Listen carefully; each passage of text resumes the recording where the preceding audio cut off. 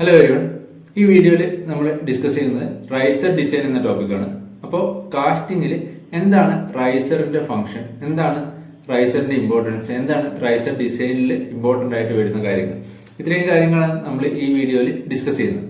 അപ്പോൾ റൈസർ എന്താണ്, റൈസറിന്റെ ഫംഗ്ഷൻ, കാസ്റ്റിംഗിൽ എന്താണ് റൈസറിന്റെ ഫംഗ്ഷൻ?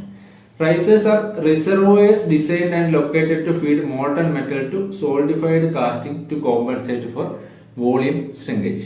നമുക്കറിയാം, നമ്മുടെ മോൾട്ടൺ മെറ്റല് മോൾഡ് കാവിറ്റിയിൽ സോൾഡിഫൈ ചെയ്യുമ്പോൾ എന്ത് സംഭവിക്കും? അവിടെ ശ്രിങ്കേജ് ഉണ്ടാവും, വോളിയമാറ്റിക് ശ്രിങ്കേജ് ഉണ്ടാവും. അപ്പൊ ഈ വോളിയം ശ്രിങ്കേജ് കോമ്പൻസേറ്റ് ചെയ്യാൻ വേണ്ടിയിട്ട് മോൾട്ടൺ മെറ്റല് ഫീഡ് ചെയ്യാനുള്ള, അല്ലെങ്കിൽ ആ ശ്രിങ്കേജ് വോളിയത്തിന് കറസ്പോണ്ടിങ് ആയിട്ട് മോൾട്ടൺ മെറ്റൽ കോമ്പൻസേറ്റ് ചെയ്യാനുള്ള ഒരു റിസർവോയർ ആണെന്ത് റൈസർ എന്ന് പറയുന്നത്. ഈ ഒരു ഫിഗറിൽ ഈ കാണിച്ചിരിക്കുന്നതാണ് റൈസർ എന്ന് പറയുന്നത്. അതായത് നമ്മുടെ മോൾഡ് കാവിറ്റിലേക്ക് മോൾട്ടൺ മെറ്റൽ ഫില്ല് ചെയ്യുന്നു. ആ മോൾട്ടൺ മെറ്റൽ സോൾഡിഫൈ ചെയ്യുമ്പോൾ അതിന് വോളിയമാറ്റിക് ശ്രിങ്കേജ് ഉണ്ടാവും, വോളിയം ശ്രിങ്കേജ് ഉണ്ടാവും. ആ വോളിയം ശ്രിങ്കേജ് എവിടുന്നാണ് കോമ്പൻസേറ്റ് ചെയ്യുന്നത്? റൈസർ എന്നാണ് കോമ്പൻസേറ്റ് ചെയ്യുന്നത്. അപ്പോൾ അങ്ങനെ റൈസറിൽ നിന്ന് കോമ്പൻസേറ്റ് ചെയ്യണമെങ്കിൽ റൈസർ എപ്പോഴാണ് സോൾഡിഫൈ ചെയ്യാൻ പാടുള്ളൂ? റൈസർ ഈ മോൾഡ് കാവിറ്റിയിലുള്ള മോൾട്ടൺ മെറ്റൽ അല്ലെങ്കിൽ കാസ്റ്റിംഗ് സോൾഡിഫൈ ചെയ്ത് കഴിഞ്ഞതിന് ശേഷം മാത്രമേ എന്ത് ചെയ്യാൻ പറ്റുള്ളൂ?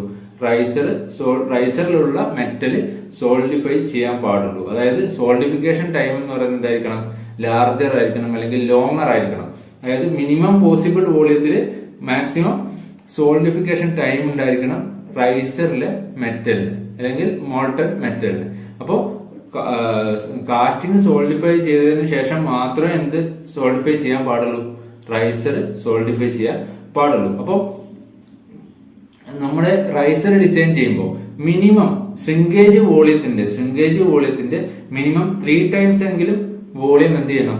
റൈസർ കൺസിഡർ ചെയ്യണം. അപ്പം volume of riser should be much more than shrinkage volume, a value of 3 times shrinkage volume. അതായത് മിനിമം 3 ടൈംസിനേക്കാൾ കൂടുതൽ വോളിയം ഉണ്ടായിരിക്കണം എന്ത്? റൈസർ ഡിസൈൻ ചെയ്യുമ്പോൾ നമ്മൾ മിനിമം ശ്രിങ്കേജ് വോളിയത്തിനേക്കാൾ മിനിമം 3 ടൈംസ് വോളിയം എങ്കിലും കൺസിഡർ ചെയ്യണം. അപ്പോൾ നമുക്കറിയാം, ഇപ്പൊ ഒരു മോൾട്ടൺ മെറ്റൽ സോൾഡിഫൈ ചെയ്യുമ്പോൾ അതിന് എങ്ങനെയൊക്കെ ശ്രിങ്കേജ് ഉണ്ടാവും? ഒന്ന് ലിക്വിഡ് ശ്രിങ്കേജ്, അതായത് നമ്മൾ മോൾട്ടൺ മെറ്റൽ പ്യൂർ ചെയ്യുന്നു. അപ്പൊ പ്യൂറിംഗ് ടെമ്പറേച്ചർ എന്ത് ചെയ്യും? ഡിക്രീസ് ചെയ്യാൻ തുടങ്ങും. ഡിക്രീസ് ചെയ്യുന്നതനുസരിച്ചിട്ട് അതിന് ശ്രിങ്കേജ് ഉണ്ടാവും. പിന്നെ ഫേസ് ചേഞ്ച് ഉണ്ടാവും. അതായത് സോൾഡിഫിക്കേഷൻ സ്റ്റാർട്ട് ചെയ്യുമ്പോൾ, ലിക്വിഡ് സോൾഡിഫൈ ചെയ്യുമ്പോൾ സോൾഡിഫിക്കേഷൻ ശ്രിങ്കേജ് ഉണ്ടാവും. പിന്നെ സോളിഡ് ആയിട്ടുള്ള കാസ്റ്റിംഗ് ടെമ്പറേച്ചർ ഡിക്രീസ് ചെയ്യുമ്പോൾ അവിടെ സോളിഡ് ശ്രിങ്കേജ് ഉണ്ടാവും. ഇങ്ങനെ 3 ലെവലിൽ അവിടെ, അല്ലെങ്കിൽ 3 ശ്രിങ്കേജ് അവിടെ സംഭവിക്കുന്നുണ്ട്. വോളിയമാറ്റിക് ശ്രിങ്കേജ് അവിടെ സംഭവിക്കുന്നുണ്ട്. ഇതില് ആദ്യത്തെ 2 ഫസ്റ്റ് 2 ലിക്വിഡ് ശ്രിങ്കേജും സോൾഡിഫിക്കേഷൻ ശ്രിങ്കേജും കോമ്പൻസേറ്റ് ചെയ്യാനുള്ളതാണ് എന്ത്? റൈസർ എന്ന് പറയുന്നത്. സോളിഡ് ശ്രിങ്കേജോ ഫൈനലായിട്ടുള്ള 3ാമത്തെ സോളിഡ് ശ്രിങ്കേജ് അലവൻസ് പ്രൊവൈഡ് ചെയ്തിട്ടായിരിക്കും നമ്മൾ കോമ്പൻസേറ്റ് ചെയ്യുന്നത്. അപ്പൊ ഈ ലിക്വിഡ് ശ്രിങ്കേജും സോൾഡിഫിക്കേഷൻ ശ്രിങ്കേജും കോമ്പൻസേറ്റ് ചെയ്യുന്നത് എങ്ങനെയാണ്? റൈസറിലാണ്. റൈസർ കോമ്പൻസേറ്റ് ചെയ്യുന്നത് ലിക്വിഡ് ശ്രിങ്കേജും സോൾഡിഫിക്കേഷൻ ശ്രിങ്കേജുമാണ്. ഇനി റൈസറിന്റെ റിക്വയർമെന്റ് അല്ലെങ്കിൽ റൈസറിന്റെ നമ്മളൊരു റൈസർ ഡിസൈൻ ചെയ്യുമ്പോൾ അതിന്റെ റിക്വയർമെന്റ് എന്തൊക്കെയാണ്? It should be located so that casting will solidify directionally towards the riser. അതായത് ഡയറക്ഷണൽ സോൾഡിഫിക്കേഷനെ ഹെൽപ്പ് ചെയ്യുന്ന തരത്തിലായിരിക്കണം റൈസർ പ്രൊവൈഡ് ചെയ്തിരിക്കേണ്ടത്. അതായത് റൈസറിന്റെ ഡയറക്ഷനിലേക്കായിരിക്കണം മെറ്റൽ സോൾഡിഫൈ ചെയ്ത് വരേണ്ടത്. അതായത് ഫൈനലി സോൾഡിഫൈ ചെയ്യേണ്ട പാർട്ട് എവിടെയായിരിക്കണം? റൈസറിന്റെ അടുത്തായിരിക്കണം. ഓക്കെ, അപ്പം it should be located so that casting will solidify directionally toward riser. Directional solidification help ചെയ്യുന്ന തരത്തിലായിരിക്കണം റൈസർ ലൊക്കേറ്റ് ചെയ്തിരിക്കുന്നത്. Volume must be sufficient to compensate for metal shrinkage. നേരത്തെ പറഞ്ഞത്, അതായത് ശ്രിങ്കേജ് വോളിയത്തിനെ കോമ്പൻസേറ്റ് ചെയ്യാൻ പറ്റുന്ന വോളിയം എന്ത് ചെയ്യണം? റൈസറിന് ഹോൾഡ് ചെയ്യാൻ പറ്റണം. അതുപോലെ തന്നെ കാസ്റ്റിംഗിലെ ലാസ്റ്റ് പാർട്ട് സോൾഡിഫൈ ചെയ്തതിനു ശേഷം മാത്രമേ എന്ത് ചെയ്യാൻ പാടുള്ളൂ? റൈസർ സോൾഡിഫൈ ചെയ്യാൻ പാടുള്ളൂ. കാസ്റ്റിംഗിൽ ലാസ്റ്റ് പാർട്ട് സോൾഡിഫൈ ചെയ്തതിനു ശേഷം മാത്രമേ റൈസർ സോൾഡിഫൈ ചെയ്യാൻ പാടുള്ളൂ. അതുപോലെ തന്നെ എല്ലാ കംപ്ലീറ്റ്ലി കാസ്റ്റിംഗ് സെക്ഷനെയും ഫീഡ് ചെയ്യാൻ ഈ റൈസറിന് പറ്റണം. അപ്പം ഇത്രയാണ് റൈസറിന്റെ റിക്വയർമെന്റ് എന്ന് പറയുന്നത്. ഇമ്പോർട്ടന്റ് ആയിട്ടുള്ള റിക്വയർമെന്റ് എന്ന് പറയുന്നത് എന്തൊക്കെയാണ്? അത് ഡയറക്ഷണലി സോൾഡിഫിക്കേഷൻ ഹെൽപ്പ് ചെയ്യണം, സഫിഷ്യന്റ് വോളിയം പ്രൊവൈഡ് ചെയ്യണം, ഏറ്റവും ലാസ്റ്റ് സോൾഡിഫൈ ചെയ്യുന്ന എന്തായിരിക്കണം? റൈസർ ആയിരിക്കണം. റൈസറിലെ മെറ്റൽ ആയിരിക്കണം, ഏറ്റവും മോൾട്ടൺ മെറ്റൽ ആയിരിക്കണം ഏറ്റവും ലാസ്റ്റ് സോൾഡിഫൈ ചെയ്യേണ്ടത്.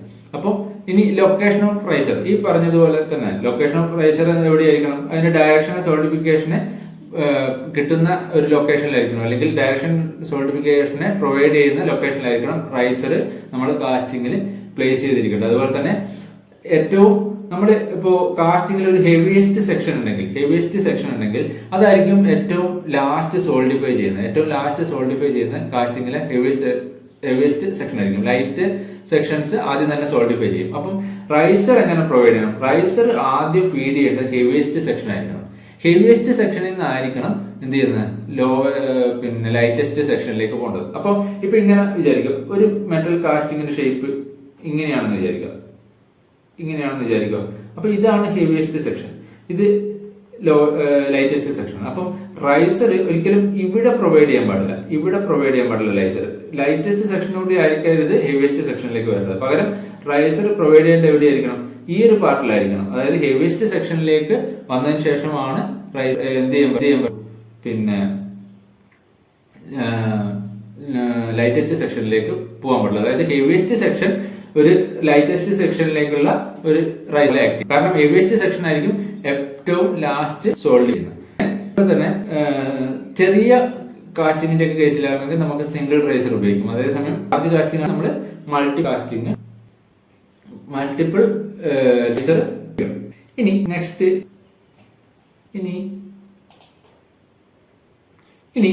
നെക്സ്റ്റ് നമ്മൾ പറയുന്നത് കൂളിംഗ് റേറ്റ് ആണ്. അതായത് കാസ്റ്റിംഗിന്റെ വാൾ തിക്നെസ് അല്ലെങ്കിൽ വെയിറ്റ് വെച്ചിട്ട് നമുക്ക് കൂളിംഗ് റേറ്റിനെ സഫീഷ്യന്റ് ആയിട്ട് നമുക്ക് പറയാൻ പറ്റില്ല. അപ്പോൾ നമ്മൾ സാധാരണഗതിയിൽ കൂളിംഗ് റേറ്റ് അല്ലെങ്കിൽ കാസ്റ്റിംഗിന്റെ കൂളിംഗ് ഡിസ്ക്രൈബ് ചെയ്യുന്നത് മോഡുലസ് ഓഫ് കാസ്റ്റിംഗ് വെച്ചിട്ട് അല്ലെങ്കിൽ വോളിയം മോഡുലസ് വെച്ചിട്ടാണ്. അതായത് മോഡുലസ് എന്ന് പറയുന്നത് volume by cooling area, volume by effective cooling ഏരിയയാണ് നമ്മൾ മോഡുലസ് എന്ന് പറയുന്നത്. Volume by effective cooling area. അപ്പൊ ഇതിനെ ഡിപ്പെൻഡ് ആണ് നമ്മൾ കൂളിംഗ് പറയുന്നത്. അല്ലെങ്കിൽ കൂളിംഗ് ഫാക്ടർ എന്ന് പറഞ്ഞു കഴിഞ്ഞാൽ കൂളിംഗ് ഫാക്ടർ എന്ന് നമ്മൾ പറയും. കൂളിംഗ് ഫാക്ടർ എന്ന് പറയുന്നത് ഇതിന്റെ നേരെ ഓപ്പോസിറ്റ്, അതായത് ഏരിയ ബൈ വോളിയം. അപ്പം നമ്മൾ മോഡുലസ് വെച്ചിട്ടാണ് പറയുന്നത് volume by effective cooling surface area. അതായത് solidification time directly proportional to volume by area whole square. അതായത് സോൾഡിഫിക്കേഷൻ ടൈം എന്തിന് ഡയറക്ട്ലി പ്രൊപ്പോർഷണൽ ആയിരിക്കും? വോളിയം മോഡുലസ് സ്ക്വയറിന് ഡയറക്ട്ലി പ്രൊപ്പോർഷണൽ ആയിരിക്കും. അപ്പം ഈ വോളിയം മോഡുലസിന്റെ വാല്യൂ എത്ര കൂടുന്നു, അല്ലെങ്കിൽ മോഡുലസ് ഓഫ് കാസ്റ്റിംഗ് എത്ര കൂടുന്നോ അതിനനുസരിച്ചിട്ട് എന്ത് ചെയ്യും? അതിന്റെ കൂളിംഗ് ടൈം കൂടും, അല്ലെങ്കിൽ സോൾഡിഫിക്കേഷൻ ടൈം കൂടും. സോൾഡിഫിക്കേഷൻ ടൈം കൂടുന്ന വെച്ചാൽ റൈസറിനെ സംബന്ധിച്ചിടത്തോളം അതൊരു ബെനിഫിറ്റ് ആയിട്ടുള്ളതാണ്. ഇപ്പൊ ഒപ്റ്റിമം റൈസറിൽ എന്തായിരിക്കണം? കൂളിംഗ്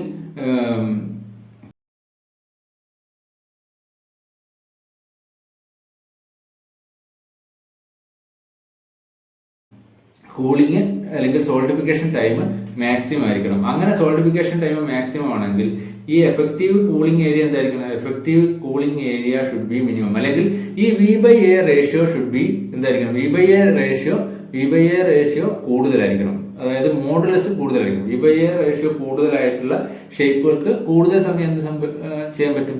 ആ സോൾഡിഫിക്കേഷൻ ടൈം അല്ലെങ്കിൽ മെറ്റൽ സോൾഡിഫൈ ചെയ്യാനുള്ള ടൈം കൂടുതലായിരിക്കും. അപ്പോൾ അങ്ങനെ നോക്കുവാണെങ്കിൽ ഏറ്റവും കൂടുതൽ നമ്മൾ റെക്കമെൻഡ് ചെയ്യുന്ന ഷേപ്പ് എന്ന് പറയുന്നത് സിലിണ്ടറിക്കൽ റൈസേഴ്സ് ആണ്. ഈ സിലിണ്ടറിക്കൽ റൈസേഴ്സിനേക്കാൾ എഫക്റ്റീവ് ആയിട്ട് V/A റേഷ്യോ ഉള്ളതാണ് എന്ത്? സ്പിയർ എന്ന് പറയുന്നത്. പക്ഷെ എന്തുകൊണ്ടാണ് സ്പിയർ നമ്മൾ റൈസറായിട്ട് പ്രിഫർ ചെയ്യാത്തതെന്ന് വെച്ചാൽ, സ്പിയർ നിങ്ങൾ നോക്കുക, ഇതാണ് സ്പിയറിന്റെ ഷേപ്പ്. അപ്പം ഇത് കാസ്റ്റിംഗ് ആണെങ്കിൽ ഇത് റൈസർ ആണെന്ന് വിചാരിക്കും. റൈസർ സ്പിരിക്കൽ ഷേപ്പിലാണല്ലോ. അപ്പോൾ സ്പിരിക്കൽ ഷേപ്പിൽ വരുമ്പോഴത്തേക്കും ഈ സ്പിയറിൽ സോൾഡിഫിക്കേഷൻ നടക്കുന്ന ഇങ്ങനെയായിരിക്കും. ആദ്യം ഇങ്ങനെയായിരിക്കും സോൾഡിഫിക്കേഷൻ നടക്കുന്നത്. ആദ്യം എല്ലാ ഈ വാൾ പാർട്ടിലെല്ലാം, സ്പിയറിന്റെ വാളിന്റെ പാർട്ടിലെല്ലാം സോൾഡിഫൈ ചെയ്യാൻ തുടങ്ങും. അതായത് അവിടെ നിന്നാണല്ലോ ഏരിയ അല്ലെങ്കിൽ ഹീറ്റ് ഡിസിപ്പിഷൻ ഉണ്ടാവും കൂടുതൽ. അപ്പം സോൾഡിഫൈ ചെയ്യുന്നത് അതിന്റെ ഡയറക്ഷൻ ഇങ്ങനെയായിരിക്കും. എന്നിട്ടാണ് സെന്ററിലേക്ക് വരുന്നത്. അപ്പോൾ ഈ മോൾട്ടൺ മെറ്റലിൽ സെന്ററിൽ എൻട്രാപ്പ് ആയി പോകും. മോൾട്ടൺ മെറ്റലിൽ സെന്ററിൽ ഉണ്ടാവുക, ഇതിന്റെ സൈഡൊക്കെ എന്തായിട്ടുണ്ടാവും? സോൾഡിഫൈ ചെയ്തിട്ടുണ്ടാവും. അപ്പം ഈ റൈസറിൽ നിന്ന് ഈ കാസ്റ്റിംഗിലേക്ക് എന്ത് ചെയ്യില്ല? മോൾട്ടൺ മെറ്റൽ ഫ്ലോ ചെയ്യില്ല. അതേസമയം സിലിണ്ടറിക്കൽ ഷേപ്പ് നിങ്ങൾ നോക്കുവാണെങ്കിലോ, ഈ സൈഡ്, അതായത് കോൺടാക്റ്റിൽ വരുന്ന ഏരിയയുമായിട്ട് ഉള്ള സൈഡ് ആദ്യം സോൾഡിഫൈ ചെയ്താലും സെന്ററിലൂടെ എന്ത് ചെയ്യും? മോൾട്ടൺ മെറ്റല് കാസ്റ്റിംഗിലേക്ക് എൻ്റർ ചെയ്യും. അതുകൊണ്ടാണ് നമ്മൾ സ്പിയറിന്, സ്പിരിക്കൽ ഷേപ്പിന് V/A റേഷ്യോ VA റേഷ്യോ കൂടുതലാണെങ്കിൽ കൂടെ നമ്മൾ എന്ത് പ്രിഫർ ചെയ്യുന്നത്? സിലിണ്ടറിക്കൽ റൈസേഴ്സ് പ്രിഫർ ചെയ്യുന്നത്. അപ്പൊ ഒപ്റ്റിമം റൈസർ എന്ന് പറയുന്നത് എന്തായാലും ഒപ്റ്റിമം ഷേപ്പ് എന്ന് പറയുന്നത് സിലിണ്ടറിക്കൽ റൈസറാണ്. ഇനി ഈ റൈസറിന്റെ പൊസിഷൻ അനുസരിച്ച് നമുക്കതിനെ വീണ്ടും ക്ലാസിഫൈ ചെയ്തിട്ടുണ്ട്. അതിൽ വരുന്നതാണെന്ന് ടോപ്പ് റൈസർ, ബോട്ടം റൈസർ, അതുപോലെ തന്നെ ബ്ലൈൻഡ് റൈസർ, ഇങ്ങനെ മൂന്നായിട്ട് ക്ലാസിഫൈ ചെയ്തിട്ടുണ്ട്. അതിൽ ആദ്യത്തെ ടോപ്പ് റൈസർ എന്ന് പറയുന്നത് പേര് പോലെ തന്നെ എന്തായിരിക്കും? കാസ്റ്റിംഗിന്റെ ടോപ്പിലായിരിക്കും എന്ത് ചെയ്യുന്നത്? ടോപ്പ് റൈസർ ലൊക്കേറ്റ് ചെയ്തിരിക്കുന്നത്. അപ്പോൾ ഇതിന്റെ എഫക്റ്റീവ് കൂളിംഗ് ഏരിയ എന്ന് പറയുന്നത് ഏതൊക്കെയായിരിക്കും? എഫക്റ്റീവ് കൂളിംഗ് ഏരിയ എന്ന് പറഞ്ഞാൽ ഈ ടോപ്പ് ഏരിയയും ഈ സൈഡ് ഏരിയയും ആണ് ഇതിന്റെ effective cooling area. Bottom area എന്തല്ല? ബോട്ടം ഏരിയ കാസ്റ്റിംഗുമായിട്ട് കോൺടാക്റ്റിൽ വരുന്നതാണ്. കാസ്റ്റിംഗിലായിട്ട് കോൺടാക്ട് വരുന്ന മോട്ടർ മെറ്റലുമായിട്ട് കോൺടാക്റ്റിൽ ഈ കാസ്റ്റിംഗിന്റെ ആയിട്ട് കോൺടാക്ട് വരുന്നുണ്ട്. ഈ ഏരിയയിലൂടെ എന്ത് സംഭവിക്കില്ല? ഈ ഏരിയയിലൂടെ കൂളിംഗ് അല്ലെങ്കിൽ ഹീറ്റ് ഡിസിപ്പേഷൻ സംഭവിക്കില്ല. അതുകൊണ്ട് എഫക്റ്റീവ് കൂളിംഗ് ഏരിയ എന്ന് പറയുന്നത് ഏതേ ഉള്ളൂ? മുകളിൽ മാത്രമേ ഉള്ളൂ.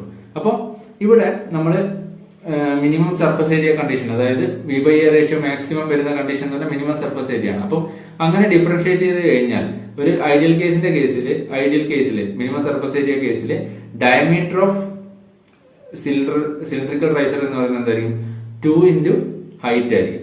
അല്ലെങ്കിൽ ഡയമീറ്റർ ഐഡിയൽ കേസിൽ minimum surface area condition diameter is equal 2 into h ആയിരിക്കും.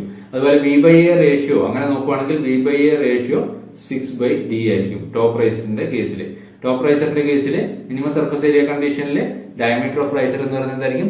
2 into ഹൈറ്റ് ഓഫ് റൈസർ. ഇനി സൈഡ് റൈസർ എന്ന് പറയുമ്പോൾ പേര് പോലെ തന്നെ എന്തായിരിക്കും? കാസ്റ്റിംഗിന്റെ സൈഡ് ത്രൂ ആയിരിക്കും എന്ത് ചെയ്യുന്നത്? അവിടെ റൈസർ അല്ലെങ്കിൽ റൈസറിന്റെ ലൊക്കേഷൻ നെക്സ്റ്റ് ടു കാസ്റ്റിംഗ് ആയിരിക്കും.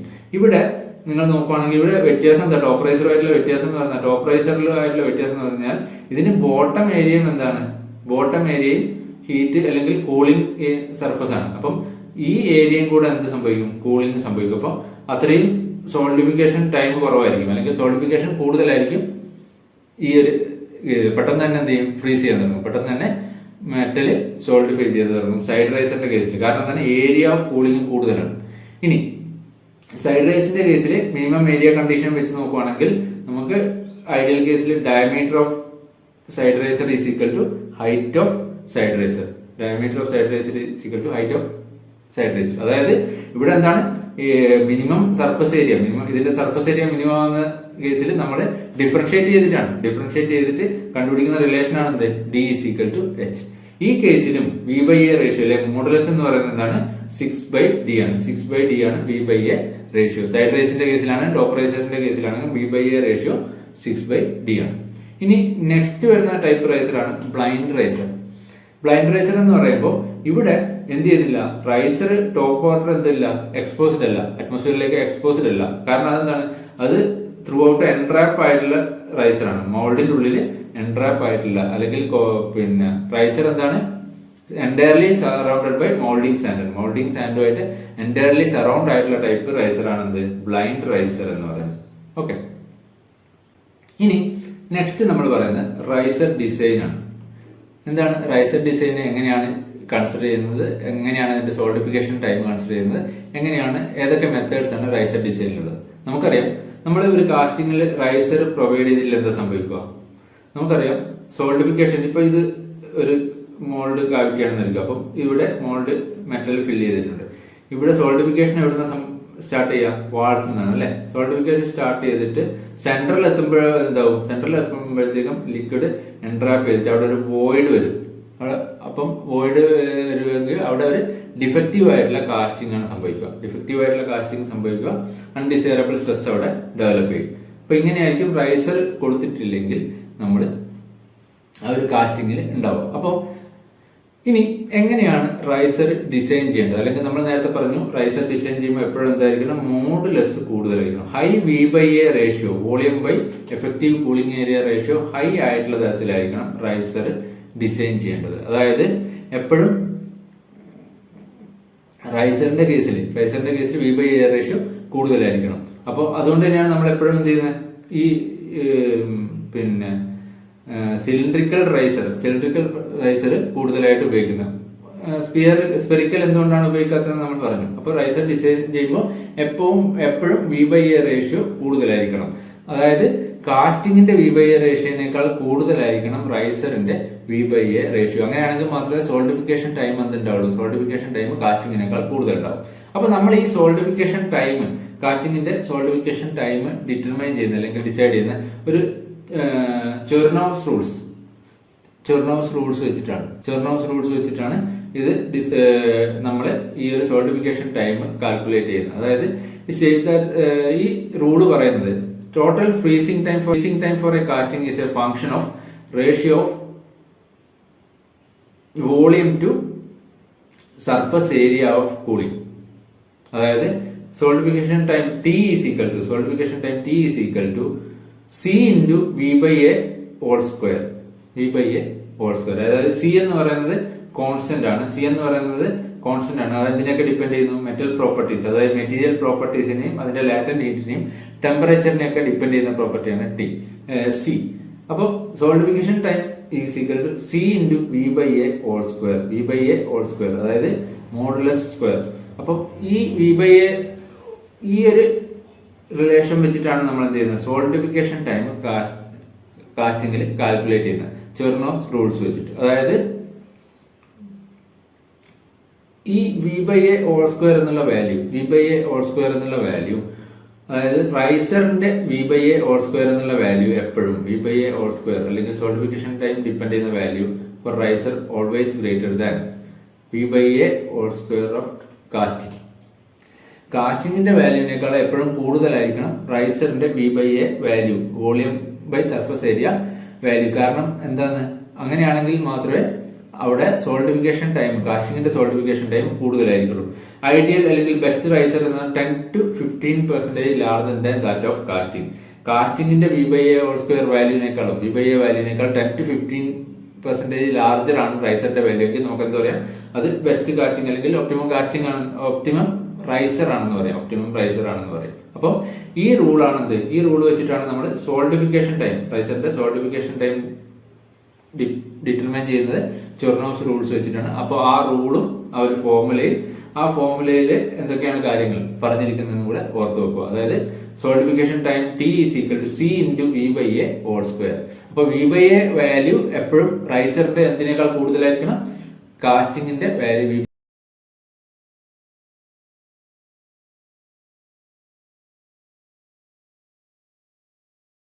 വാല്യൂവിനേക്കാൾ കൂടുതലായിരിക്കണം.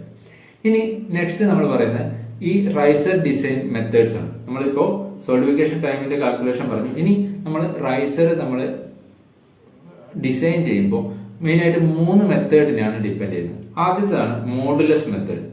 മോഡുലസ് എന്താണെന്ന് നമ്മൾ പറഞ്ഞു? V by A, അതായത് volume by effective cooling area.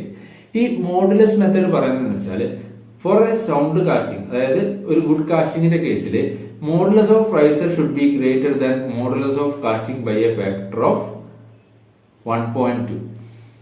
അതായത് V by A value of riser should be greater than 1.2 V by A value of casting.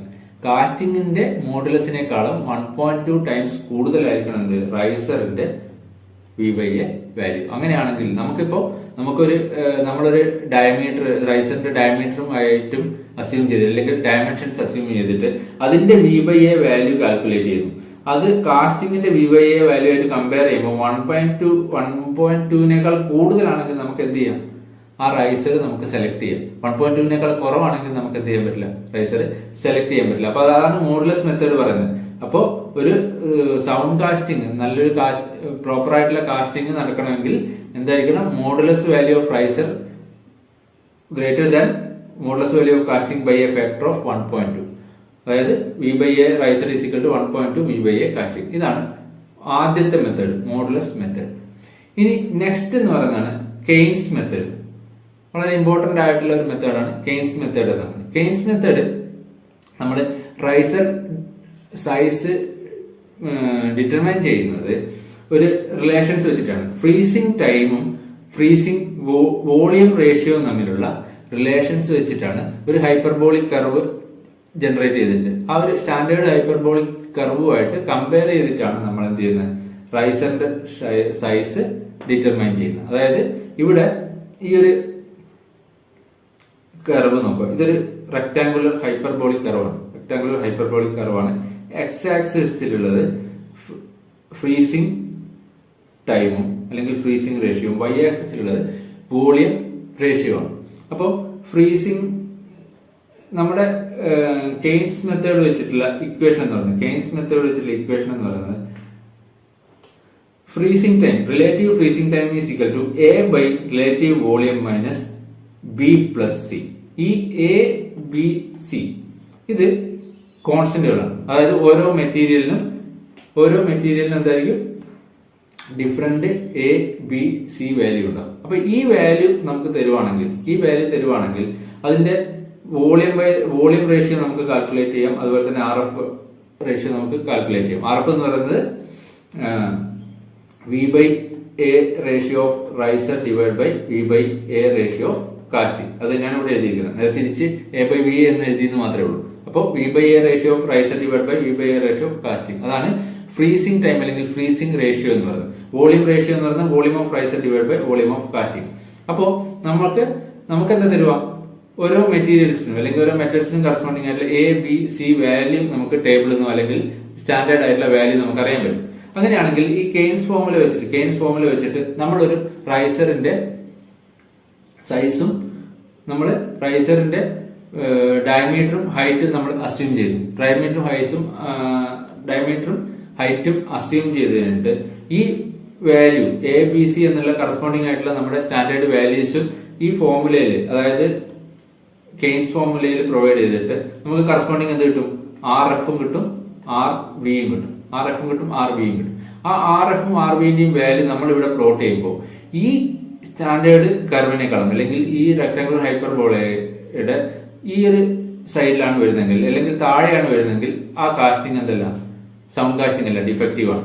ഇതിന് മുകളിലാണ് നമുക്ക് കിട്ടുന്ന വാല്യൂ എങ്കിൽ നമുക്ക് എന്ത് ചെയ്യാം, അത് ചൂസ് ചെയ്യാം. കാരണം എന്താണ്, അതൊരു പ്രോപ്പർ കാസ്റ്റിംഗ് അല്ലെങ്കിൽ സൗണ്ട് കാസ്റ്റിംഗ് ആയിരിക്കും ഉണ്ടാക്കുക. ഓക്കെ, അപ്പോൾ ഇങ്ങനെയാണ് കെയ്ൻസ് ഫോർമുലയിൽ നമ്മൾ റൈസറിന്റെ സൈസ് ഡിറ്റർമൈൻ ചെയ്യുന്നത്. അതായത് നമ്മൾ ഡയമീറ്റർ ആൻഡ് ഹൈറ്റ് അസ്യൂം ചെയ്യും, മെറ്റീരിയലിന് കറസ്പോണ്ടിങ് ആയിട്ടുള്ള A B C value standard values select ചെയ്യും, ആർ എഫും ആർ ബിയും കാൽക്കുലേറ്റ് ചെയ്യും.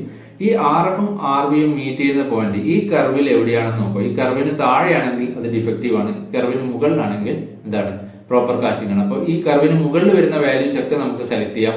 ഈ കർവിന് താഴെ വരുന്ന വാല്യൂസ് നമുക്ക് എന്ത് ചെയ്യും, റൈസർ ഡിസൈനിൽ റൈസറിന്റെ സൈസ് ആയിട്ട് സെലക്ട് ചെയ്യാൻ പറ്റില്ല. അപ്പോൾ ഇങ്ങനെയാണ് കെയ്ൻസ് മെത്തേഡിൽ റൈസർ ഡിസൈൻ ചെയ്തത്. ഇനി നെക്സ്റ്റ് മെത്തേഡാണ് NRL മെത്തേഡ് അല്ലെങ്കിൽ ഷേപ്പ് ഫാക്ടർ മെത്തേഡ് അല്ലെങ്കിൽ മോഡിഫൈഡ് കെയ്ൻസ് മെത്തേഡ് എന്ന് പറയുന്നത്. ഇത് നേരത്തെ പറഞ്ഞ കെയ്ൻസ് മെത്തേഡിന്റെ ഒരു മോഡിഫൈഡ് വേർഷൻ ആണ്. ഇവിടെ വ്യത്യാസം എന്ന് വെച്ച് കഴിഞ്ഞാൽ ഫ്രീസിംഗ് റേഷ്യോക്ക് പകരം നമ്മൾ കൺസിഡർ ചെയ്യുന്ന ഫാക്ടർ എന്ന് പറഞ്ഞാൽ ഷേപ്പ് ഫാക്ടർ എന്നുള്ളൊരു പോയിന്റാണ്. ഷേപ്പ് ഫാക്ടർ എന്ന് പറയുന്നത് കാസ്റ്റിംഗിന്റെ റണ്ണറിന്റെ length plus width divide by thickness. ഇതാണ് ഷേപ്പ് ഫാക്ടർ എന്ന് പറയുന്നത്. Length plus width divide by thickness. അങ്ങനെ ലെങ്ത് ഷേപ്പ് ഫാക്ടറും നമുക്ക് കറസ്പോണ്ടിങ് ആയിട്ടുള്ള വോളിയം റേഷ്യോ നമുക്ക് കൺസിഡർ ചെയ്യാം. അപ്പോൾ ഷേപ്പ് ഫാക്ടർ നമുക്ക് കിട്ടുന്നു, വോളിയം റേഷ്യോയും കിട്ടുന്നു. അത് ഈ ഒരു സ്റ്റാൻഡേർഡ് കർവില് അത് രണ്ടിന്റെയും മീറ്റിംഗ് പോയിന്റ് ഈ കർവിന് മുകളിലാണോ താഴെയാണോ എന്ന് നമ്മൾ കൺസിഡർ ചെയ്യാം. താഴെയാണെങ്കിൽ നമുക്ക് എന്ത് ചെയ്യാൻ പറ്റില്ല, ആക്സെപ്റ്റ് ചെയ്യാൻ പറ്റില്ല. മുകളിലാണെങ്കിൽ നമുക്കത് കാസ്റ്റിംഗിൽ ആ റൈസർ സൈസ് ആക്സെപ്റ്റ് ചെയ്യാൻ പറ്റും. അപ്പൊ അങ്ങനെയാണ് ഈ ഒരു മെത്തേഡിൽ നമ്മൾ റൈസർ സൈസ് ഡിറ്റർമൈൻ ചെയ്യുന്നത്. ഇത് കെയ്ൻസ് മെത്തേഡിന്റെ ഒരു സിംപ്ലിഫൈഡ് വേർഷൻ ആണ്. ഇവിടെ എന്താ വ്യത്യാസമുള്ളൂ, ഫ്രീസിംഗ് റേഷ്യോന് പകരം length plus width divide by thickness ആണ് കൺസിഡർ ചെയ്യുന്നത്. മറ്റേതിന്റെ കേസിൽ നമുക്ക് 3 കോൺസ്റ്റന്റ് ഉണ്ട്. കെയ്ൻസ് മെത്തേഡിന്റെ കേസിൽ എ ബി സി എന്നുണ്ട് 3 കോൺസ്റ്റന്റ് ഉണ്ട്. ഇവിടെ അതിന്റെ ആവശ്യമില്ല. അപ്പൊ ഒരു സിംപ്ലിഫൈഡ് മെത്തേഡ് ആണ് എന്ത്, ഈ NRL മെത്തേഡ് അല്ലെങ്കിൽ ഷേപ്പ് ഫാക്ടർ മെത്തേഡ് എന്ന് പറയുന്നത്. അപ്പൊ ഈ 3 മെത്തേഡ് വെച്ചിട്ടാണ് റൈസർ സൈസ് നമ്മൾ എന്ത് ചെയ്യുന്നത്, ഡിസൈഡ് ചെയ്യുന്നത്. മോഡുലസ് മെത്തേഡ്, കെയ്ൻസ് മെത്തേഡ്, അതുപോലെ തന്നെ എന്താണ് ഷേപ്പ് ഫാക്ടർ മെത്തേഡ്. അപ്പൊ ഇത്രയുമാണ് റൈസറിന്റെ കേസിൽ നമുക്ക് ഡിസ്കസ് ചെയ്യാനുള്ളത്. റൈസർ ഡിസൈനിൽ ഇമ്പോർട്ടന്റ് ആയിട്ട് വരുന്ന കാര്യങ്ങൾ.